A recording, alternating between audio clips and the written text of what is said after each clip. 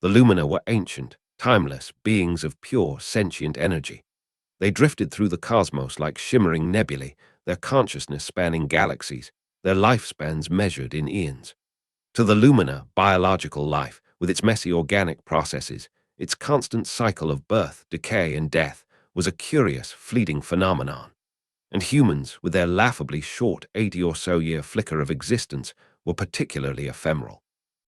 Their ambitions, their rapid expansion, their noisy struggles, all a flash in the pan, a brief, energetic spark in the vast, cold darkness of cosmic time. The Lumina watched, with detached amusement, as this young, fragile species reached for the stars, convinced it was a futile endeavor, a poignant testament to biological hubris. One such Lumina entity, designated Observer 7, had been passively monitoring Sol system for several human centuries. It had seen humanity transition from squabbling tribes to planet-bound civilizations, then to a species cautiously venturing into its own solar system. Observer 7 had registered the launch of humanity's first true interstellar vessel, the Odyssey, with a sense of mild, academic interest. The Odyssey was a generation ship, a colossal ark designed to carry thousands of human colonists on a centuries-long, sublight journey to the Gliese 581G system, a distant star believed to harbor a potentially habitable world. To Observer 7, who could traverse the distance between Sol and Gliese 581G in less time than it took a human to blink, the Odyssey's mission was an exercise in profound inefficiency and almost heartbreaking optimism. A multi-generational voyage, sustained by fragile biologicals within a sealed, artificial environment, traveling at a mere fraction of light speed. Observer 7 had recorded in the Lumina collective consciousness. Probability of mission success within acceptable parameters of original mission goals, negligible. Anticipated failure points include social cohesion degradation, cascading technological breakdown, genetic bottlenecking, or simple existential despair over the projected timescale. The Lumina largely agreed. It was a noble, if foolish, gesture from a species that simply didn't understand its own limitations.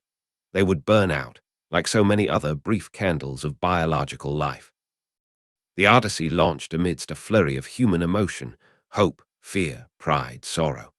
Its powerful chemical rockets blazed, then faded as it climbed out of Sol's gravity well, its fusion engines igniting for the long, slow burn towards Gliese 581G. Observer 7 watched it go, a tiny pinprick of light receding into the interstellar void, and then turned its attention to other, more enduring cosmic phenomena. The humans and their little ship were filed away as a minor, soon-to-be-concluded experiment. 473 standard Terran years passed. Empires rose and fell on Earth. New technologies reshaped human society within the Sol system. The Lumina, in their timeless drift, experienced the birth and death of stars, the slow dance of galaxies. The Odyssey was largely forgotten, a footnote in the vast Lumina archives. Then, as part of a routine, eon-spanning survey of developing life-bearing systems, Observer 7, or rather the consciousness stream that had once been primarily focused on Sol, was tasked with a follow-up observation of the Gliese 581 system.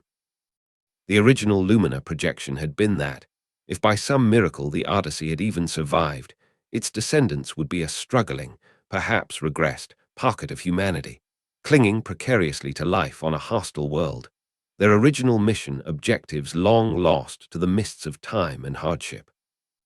As Observer 7's focus coalesced near Gliese 581G, its energy senses picked up anomalies, complex M signatures, artificial structures in orbit, a level of technological activity far exceeding any reasonable projection for the descendants of a single, sublight generation ship. Curiosity, a sensation akin to a faint flicker within its vast energy matrix, stirred within Observer 7. It focused its senses. What it found was not a struggling colony. It was a thriving civilization. The descendants of the Odyssey had not just arrived. They had transformed. The Gliese 581G system was buzzing with activity. The designated target planet, which they had named New Terra, was indeed inhabited, its surface showing signs of careful, large-scale terraforming. But that was only the beginning. A network of orbital habitats, gleaming stations, and asteroid mining facilities now ringed the planet. Ships, far more advanced than the original Odyssey, flitted between them. Observer 7 delved deeper, accessing public data streams, observing passively. The story that unfolded was astonishing. The journey of the Odyssey had been an ordeal, a crucible. Faced with the immense, crushing emptiness of interstellar space, the limitations of their original vessel, and the harsh realities of maintaining a closed-loop ecosystem for centuries, the humans hadn't just endured. They had innovated with a desperate, relentless fervor. Their short lifespans, the very thing the Lumina had seen as a fundamental weakness, had become a driving force. Each generation, acutely aware of their limited time, felt an overwhelming compulsion to build upon the work of the last, to contribute something meaningful to the great journey, to leave a legacy for those who would come after. The ship's original science labs had become hotbeds of radical research. Faced with failing life support systems, they developed hyper-efficient bioregenerative technologies that recycled every atom. When radiation spikes threatened their fragile DNA, they didn't just shield themselves. They delved into genetic engineering, subtly augmenting their descendants for enhanced radiation resistance, improved immune systems, and even slightly extended, healthier lifespans, not for individual gain, but to ensure the continuation of the mission. Their social structures had evolved, creating a unique, resilient culture centered around communal effort, scientific advancement, and an almost religious reverence for the concept of forward momentum. They didn't just teach their children history, they taught them their place in an ongoing, multi-generational epic. But the most shocking revelation for Observer 7 was what lay beyond New Terra, further out in the Gliese 581 system. The humans, having mastered their immediate planetary environment, had looked to the star itself. They had begun constructing a Dyson swarm. Thousands of relatively small, independent solar collectors and habitat modules were being maneuvered into precise orbits around Gliese 581, capturing a significant fraction of its energy output. It was a rudimentary structure compared to the theoretical Dyson spheres imagined by more advanced civilizations, but it was undeniably the beginning of one. A feat of macro-engineering that the Lumina, in their ancient wisdom, had deemed utterly impossible for such a primitive, biological species to even conceive of, let alone begin constructing, within mere millennia. These humans had started it in under 5 centuries. Observer 7 felt something akin to cognitive dissonance. The Lumina perception of biologicals, particularly humans, as fragile, short-sighted, and limited by their ephemeral nature, was being shattered by the evidence. These humans weren't limited by their short lifespans. They were fueled by them. Their ambition wasn't a fleeting spark. It was a raging, multi-generational wildfire, passed from parent to child, each life a burning brand contributing to a colossal, ever-growing pyre of achievement. Their great journey hadn't ended with arrival. It had simply entered a new phase. The Lumina term for this was compounded generational imperative. It was a rare phenomenon, observed only a handful of times in the galaxy's long history, usually in species facing extreme, persistent existential threats. But these humans, they seemed to generate it intrinsically, out of a sheer, stubborn refusal to accept limitations, out of a profound, almost illogical drive to build something lasting, something for the future. Observer 7 transmitted its findings to the Lumina Collective. The data spread through their shared consciousness like a ripple through a tranquil pond, then like a shockwave. For beings who measured time in cosmic ages, the sheer, compressed velocity of human achievement in the Gliese 581 system was breathtaking and deeply unsettling. They had dismissed human ambition as a flash in the pan. They were now witnessing that flash beginning to ignite a star. Lumina began to reevaluate. Their ancient, serene observations of the cosmos were now colored by a new variable: humanity, a species that treated its own mortality not as an ending, but as a deadline. a species whose individuals might be fleeting, but whose collective will, passed down through generations, possessed an almost terrifying momentum. If they could achieve this in less than 5 centuries, starting with a single sublight vessel, what could they achieve in 1,000 years? 10,000, a million. The Lumina, for the first time in eons, felt a flicker of something that might have been interpreted, in cruder biological terms, as apprehension. The immediate consequence was a shift in Lumina observational protocols regarding Earth and its diaspora.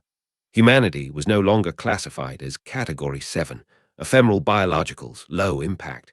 They were tentatively reclassified to Category 4, rapidly escalating technosocial biologicals, potential cosmic shapers.